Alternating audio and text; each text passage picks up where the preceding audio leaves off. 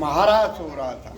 महाराज में प्रभु श्याम सुंदर और राधा रानी सिंहासन पर विराज रहे थे। महाराज में अनगिनत गोपियां भाग ले रही थीं।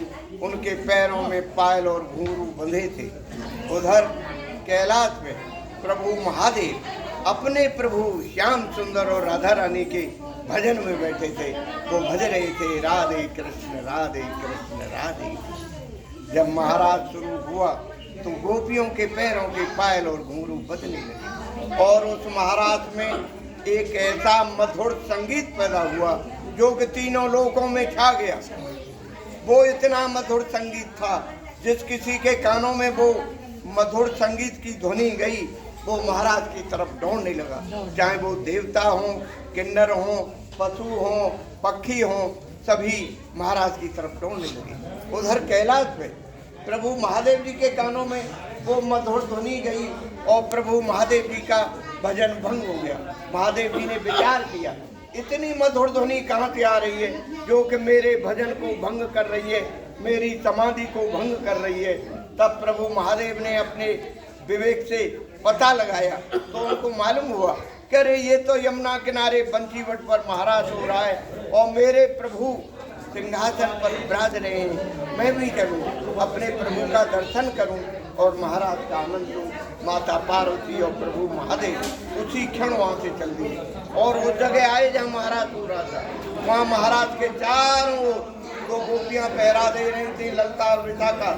माता पार्वती उस महाराज में प्रवेश हो गई और प्रभु महादेव जैसे ही प्रवेश हो रहे थे तो जो पहरा दे रही थी गोपियाँ उन्होंने उनको रोक दिया और कहा देखो प्रभु आप तो पुरुष हैं, आप इस महाराज में प्रवेश नहीं कर सकते क्योंकि इस महाराज में सभी गोपियां जनानी हैं, पुरुष अकेले प्रभु श्याम सुंदर हैं, दूसरा पुरुष इसमें प्रवेश नहीं कर सकता। महादेव जी गोपियों की इस तरह की बात को सुनकर बहुत निराश हुए और निराश होकर के बोले अरे गोपियों मैं तो कैलाश से आया हूँ अपने प्रभु का दर्शन पाने के लिए और महाराज का आनंद लेने के लिए। आप लोग मुझे कोई उपाय बताइए जिससे मैं भी प्रभु का दर्शन कर लूं और महाराज का आनंद ले लूं। गोपियाँ बोली देखो प्रभु पास में यमुना जी बह रही हैं, आप वहाँ जाइए और यमुना जी में स्नान करिए और उनसे प्रार्थना करिए कि मेरा गोपी रूप हो जाए। प्रभु महादेव ने यमुना जी में 3 डुबकियाँ लगाई और वो गोपी बन गए। जैसे ही गोपी बने यमुना जी ने प्रकट होकर अपना सारा श्रृंगार दे दिया और महादेव जी को गोपी बनाकर सजा धजा कर उनसे कहा प्रभु अब आप महाराज का आनंद लीजिए। प्रभु महादेव जैसे ही महाराज में उन्होंने प्रवेश किया प्रभु की नजर गई उन पर तो प्रभु तुरंत सिंहासन से खड़े होकर के बोले आइए गोपेश्वरी, आइए गोपेश्वरी और बड़े आदर और सम्मान के साथ अपने बराबर सिंहासन पर बिठा दिया। उसी समय से महादेव जी को गोपेश्वर महादेव के नाम से पुकारा जाने लगा।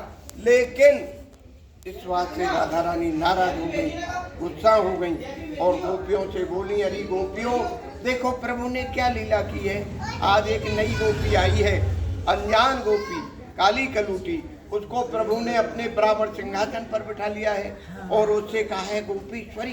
गोपेश्वरी का हमसे तो कभी गोपेश्वरी का ही नहीं। इसी बात से राधा रानी नाराज होकर गुस्सा होकर महाराज उनसे नंगे पैर पैदल चलते चलते चलते चलते यहाँ आकर बैठ गई। अब आप समझो जब राधा रानी महाराज में चलते रही तो महाराज बंद हो गया।